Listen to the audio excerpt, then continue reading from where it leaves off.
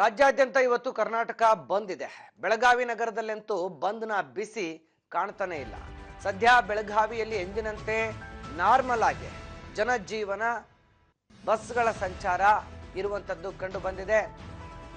ಬೆಳಗಾವಿಯಲ್ಲಿ ಎಲ್ಲ ಅಂಗಡಿ ಮುಂಗಟ್ಟುಗಳು ಕೂಡ ಓಪನ್ ಆಗಿದೆ. ಕೇಂದ್ರ ಬಸ್ ನಿಲ್ದಾಣದಲ್ಲೂ ಕೂಡ ಯಾವುದೇ ರೀತಿಯ ಬಂದ್ನ ಬಿಸಿ ಕಂಡು ಬರ್ತಾ ಇಲ್ಲ.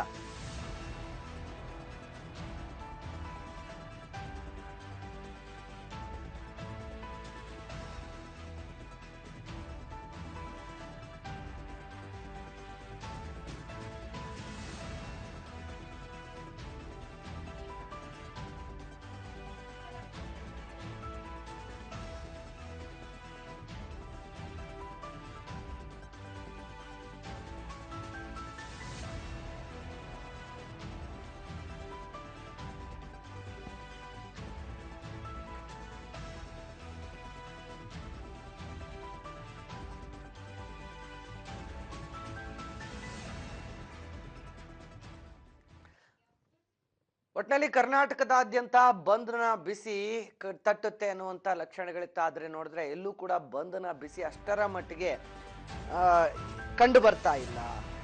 ಎಂಇಎಸ್ ಶಿವಸೇನೆ ಪುಂಡರ ನಡೆಯನ್ನ ಖಂಡಿಸಿ ನಡೆಸ್ತಕ್ಕಂಥ ಕರ್ನಾಟಕ ಬಂದ್ಗೆ ನೀರಸ ಪ್ರತಿಕ್ರಿಯೆ ವ್ಯಕ್ತವಾಗ್ತಾ ಇದೆ. ಬೆಳಗಾವಿಯ ಅತಿಥಿ ಗೃಹದ ಬಳಿ ಕರವೇ ಕಾರ್ಯಕರ್ತರು ಜಮಾವಣೆಗೊಂಡಿದ್ದಾರೆ.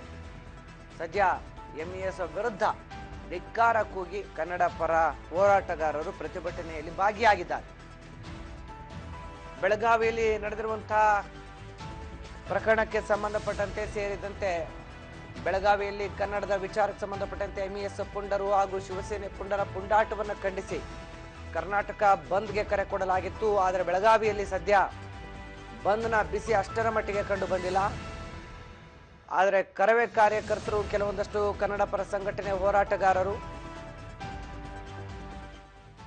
ಎಂಇಎಸ್ ಪುಂಡರ ಪುಂಡಾಟವನ್ನು ಖಂಡಿಸಿ ಪ್ರತಿಭಟನೆಯನ್ನ ನಡೆಸ್ತಾ ಇದ್ದಾರೆ. ಕನ್ನಡ ಪರ ಸಂಘಟನೆಗಳ ಒಕ್ಕೂಟ ಬೆಳಗಾವಿ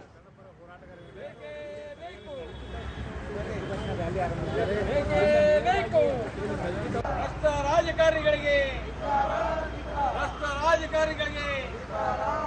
ಕನ್ನಡ ವಿರೋಧಿ ಸರ್ಕಾರಕ್ಕೆ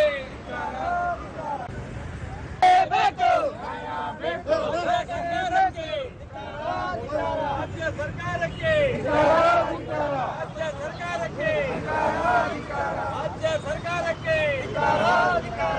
ದ್ರೋಹಿ ಸರ್ಕಾರಕ್ಕೆ ಕನ್ನಡದ್ರೋಹಿ ಸರ್ಕಾರಕ್ಕೆ ಸರ್ಕಾರಂತೆ ಸರ್ಕಾರ ಕಾನೂನಂತೆ ಕಾನೂನು ಸರ್ಕಾರಂತೆ ಸರ್ಕಾರ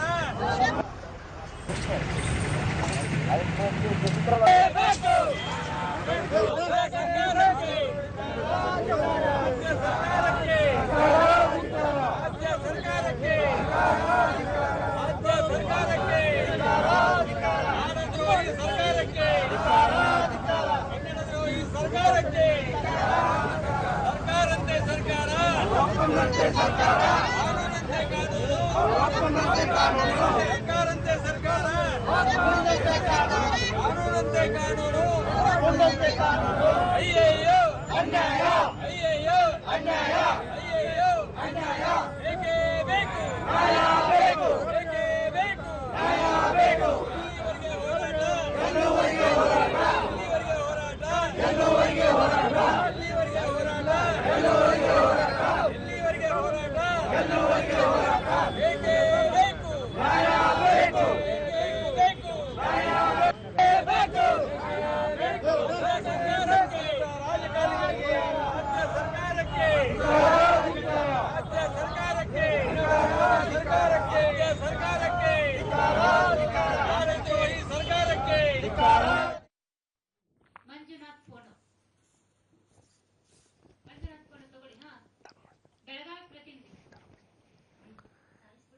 ಬೆಳಗಾವಿಯಿಂದ ನಮ್ಮ ಪ್ರತಿನಿಧಿ ಮಂಜುನಾಥ್ ಈಗ ಫೋನ್ ಸಂಪರ್ಕದಲ್ಲಿದ್ದಾರೆ. ಈ ಬಗ್ಗೆ ಹೆಚ್ಚಿನ ಮಾಹಿತಿಯನ್ನು ಕೊಡ್ತಾ ಹೋಗ್ತಾರೆ. ಮಂಜುನಾಥ್, ಒಂದು ಕಡೆ ಬೆಳಗಾವಿಯಲ್ಲಿ ಏನು ಕಂಡಕ್ಟರ್ ಮತ್ತು ಎಂಇಎಸ್ ಪುಂಡರ ನಡುವೆ ನಡೆದಂತ ಗಲಾಟೆ ವಿಚಾರವನ್ನ ಹಿಡಿದು ಇವತ್ತು ಪ್ರಮುಖವಾಗಿ ಪ್ರತಿಭಟನೆ ರಾಜ್ಯಾದ್ಯಂತ ನಡೀತಾ ಇರೋದು.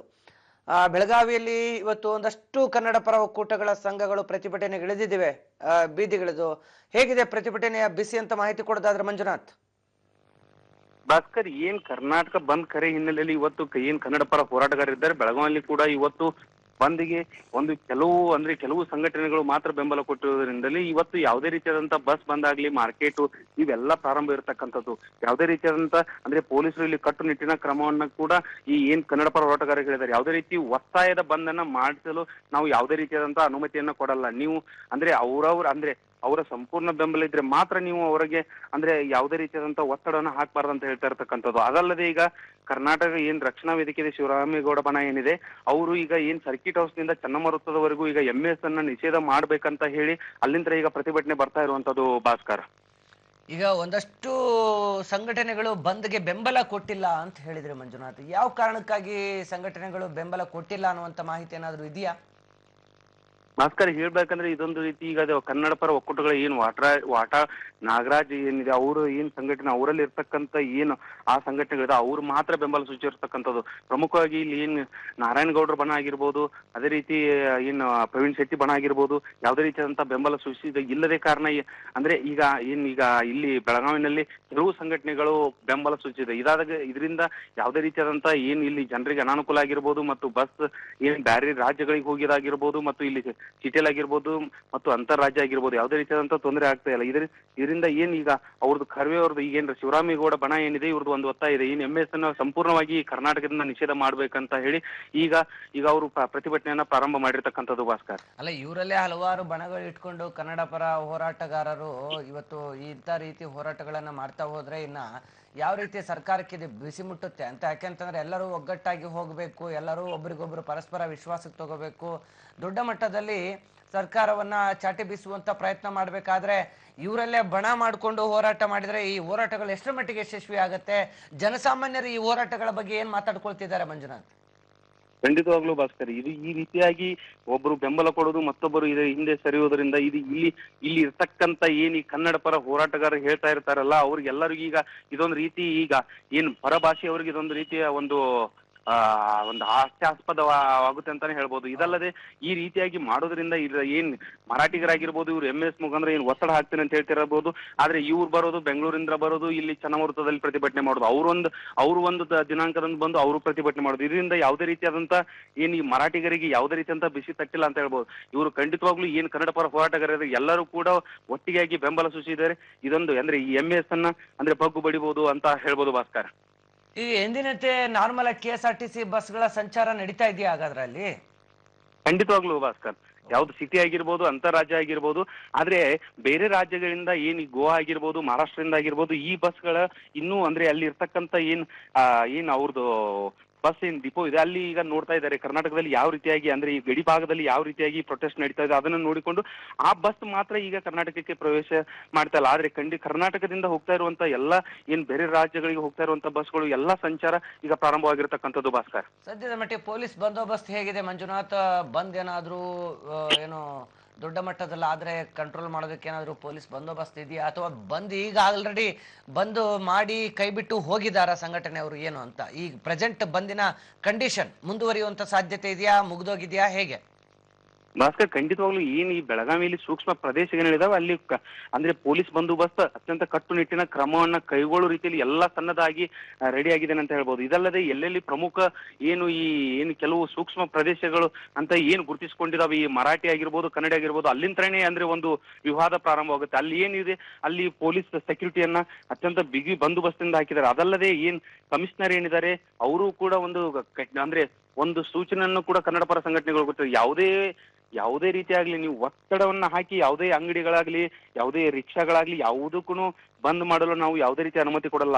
ಅವರ ಮನಸ್ಸಿನಿಂದ ಯಾರು ಬೆಂಬಲ ಕೊಡ್ತಾರೆ ಅವರಿಗೆ ಮಾತ್ರ ಇದನ್ನ ನೀವು ಬೆಂಬಲಿಸಬಹುದು. ಆದ್ರೆ ಯಾವುದೇ ರೀತಿಯಾದಂತ ಒತ್ತಡ ಹಾಕಿದ್ರೆ ನಾವು ಕಾನೂನಿನ ರೀತಿ ಯಾವ ಕ್ರಮ ಕೈಗೊಳ್ಬೇಕು ಆ ರೀತಿ ಕ್ರಮ ಕೈಗೊಳ್ತೀವಿ ಅಂತ ಹೇಳಿರ್ತಕ್ಕಂಥದ್ದು Bhaskar. Okay, thank you Manjunath ತಮ್ಮೆಲ್ಲ ಮಾಹಿತಿಗಾಗಿ. ಸದ್ಯಕ್ಕಂತೂ ಬೆಳಗಾವಿಯಲ್ಲಿ ಬೆಳಗ್ಗೆಯಿಂದಲೂ ಕೂಡ ಒಂದಷ್ಟು ಸಂಘಟನೆಗಳು ಹೋಗಿ ಚನ್ನಮ್ಮ ವೃತ್ತದಲ್ಲಿ ಪ್ರತಿಭಟನೆಯನ್ನ ನಡೆಸಿರುವಂಥದ್ದು. ಆದರೆ ಸ್ಥಳೀಯವಾಗಿ ಒಂದಷ್ಟು ಕನ್ನಡ ಪರ ಹೋರಾಟಗಾರರು ಈ ಒಂದು ಹೋರಾಟದಲ್ಲಿ ಭಾಗವಹಿಸಿಲ್ಲ ಅನ್ನುವಂಥದ್ದು ಎಲ್ಲೋ ಒಂದು ಕಡೆ ಈ ಬಂದ್ಗೆ ನೀರಸ ಪ್ರತಿಕ್ರಿಯೆ ವ್ಯಕ್ತವಾಗಿದೆ.